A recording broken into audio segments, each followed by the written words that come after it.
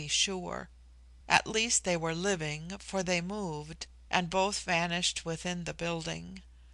We now proceeded to attach the end of the rope we had brought with us to the ledge on which we stood, by the aid of clamps and grappling hooks, with which, as well as with necessary tools, we were provided.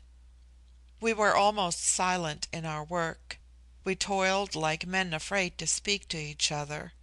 One end of the rope being thus apparently made firm to the ledge, the other, to which we fastened a fragment of the rock, rested on the ground below, a distance of some 50 feet.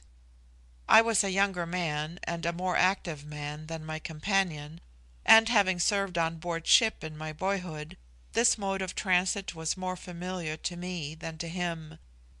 In a whisper I claimed the precedence, so that when I gained the ground I might serve to hold the rope more steady for his descent. I got safely to the ground beneath, and the engineer now began to lower himself. But he had scarcely accomplished 10 feet of the descent when the fastenings, which we had fancied so secure, gave way, or rather the rock itself proved treacherous and crumpled beneath the strain; and the unhappy man was precipitated to the bottom, falling just at my feet, and bringing down with his fall splinters of the rock, one of which, fortunately but a small one, struck and for the time stunned me. When I recovered my senses, I saw my companion an inanimate mass beside me, life utterly extinct.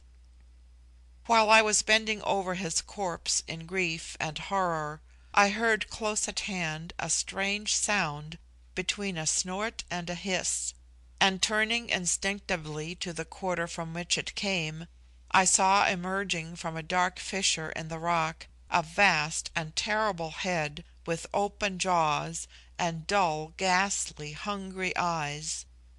The head of a monstrous reptile resembling that of the crocodile or alligator, but infinitely larger than the largest creature of that kind I had ever beheld in my travels.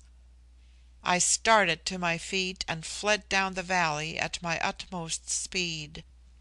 I stopped at last, ashamed of my panic and my flight, and returned to the spot on which I had left the body of my friend.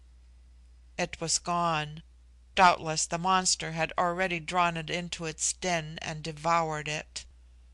The rope and the grappling hooks still lay where they had fallen, but they afforded me no chance of return. It was impossible to reattach them to the rock above, and the sides of the rock were too sheer and smooth for human steps to clamber. I was alone in this strange world amidst the bowels of the earth. End of chapter 2.